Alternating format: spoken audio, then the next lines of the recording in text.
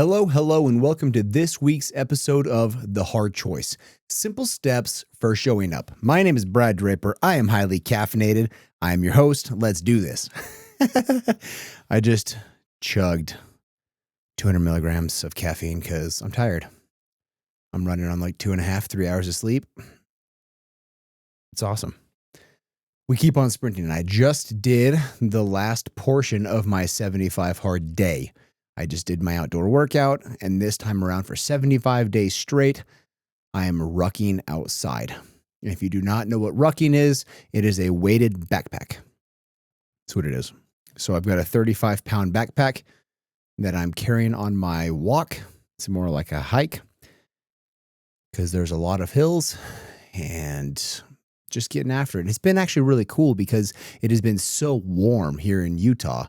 I've brought my 6-year-old with me, and he learned that 2.5 miles is actually a pretty far distance to walk.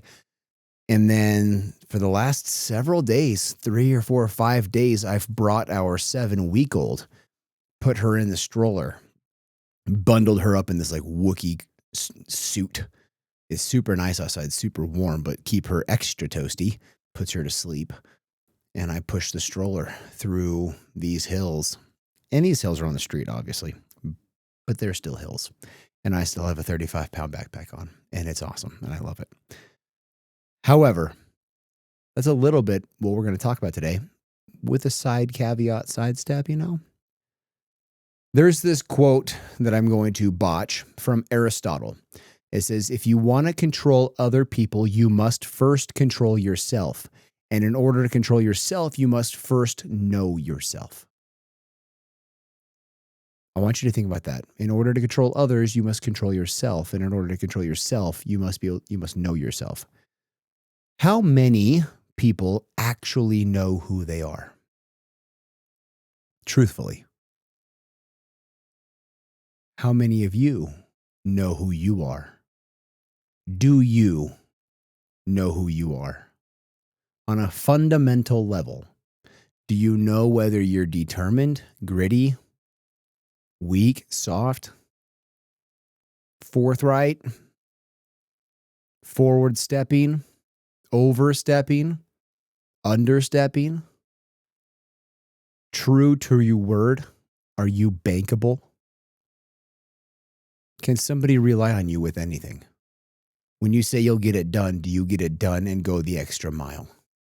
Or do you go just shy of perfection? Or do you aim for good and say whatever for great, let alone exceptional? Do you know yourself? And the way you know yourself is spend extreme amounts of time with yourself. I have several family members that struggle to sit in silence. They struggle to go on a long drive without playing music or audiobooks or something. I've gone 5, 6, 7, 8 hours unbroken with just my thoughts on a long drive. I've done that plenty of times.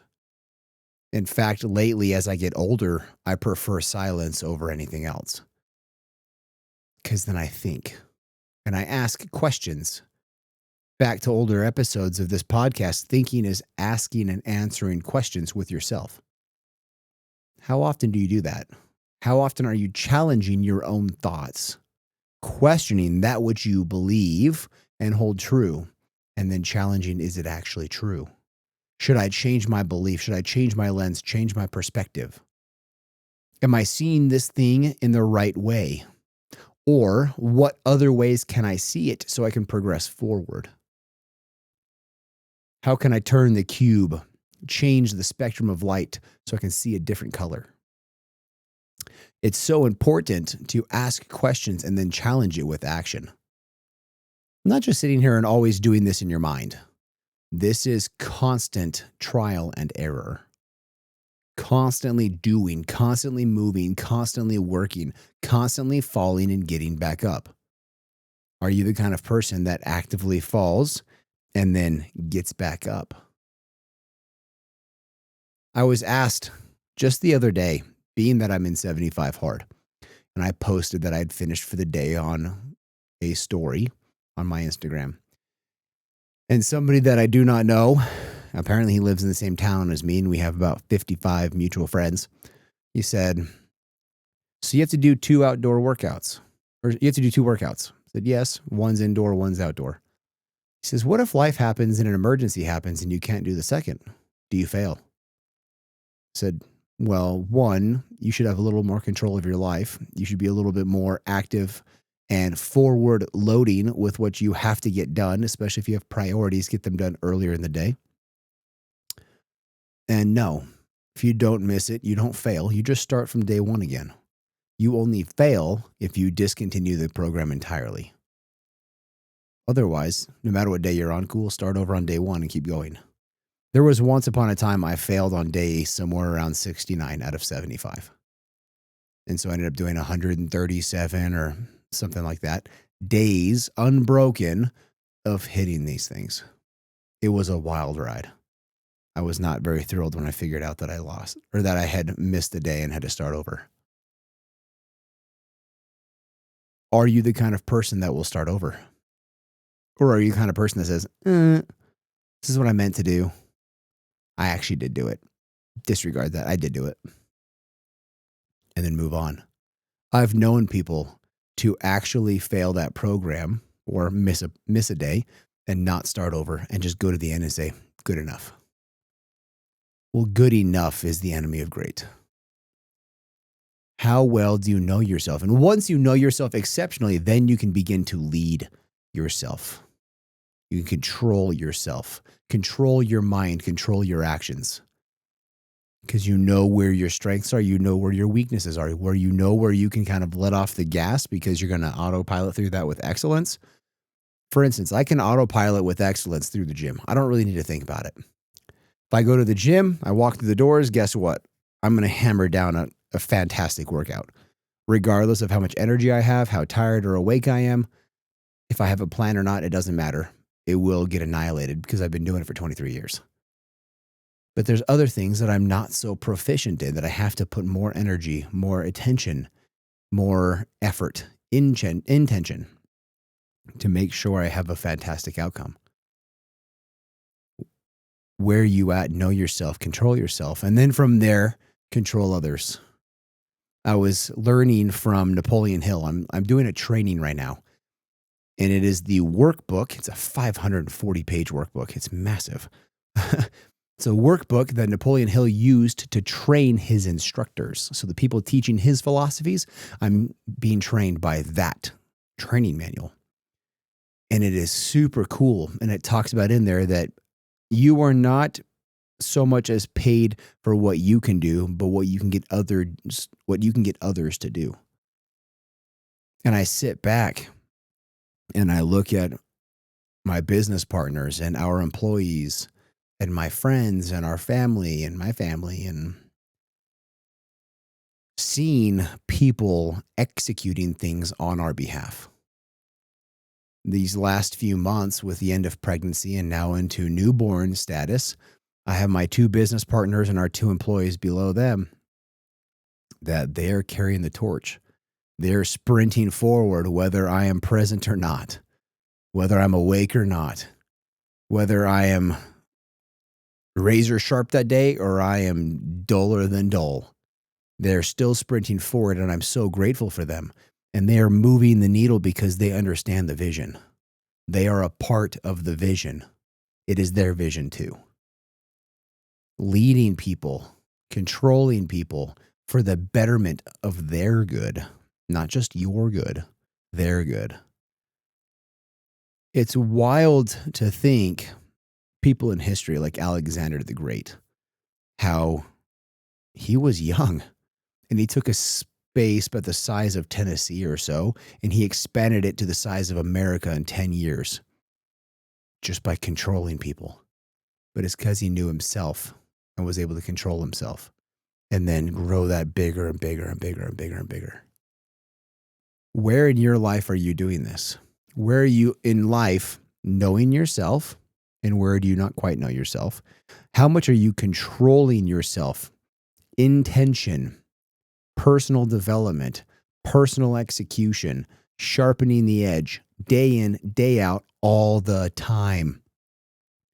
Because everything you have, this is a depreciating asset. It's either growing or it's decaying. If you're not sharpening it every single day, it will become dull because you're still swinging the axe. The axe is still getting worked. If you don't stop periodically and sharpen that sucker, it's going to get so dull that it doesn't cut anything. Or it takes way too much work to cut through the tree. You know that old story with Abraham Lincoln? If he was given 8 hours to cut down a tree, he'd spend 6 hours of it sharpening his axe.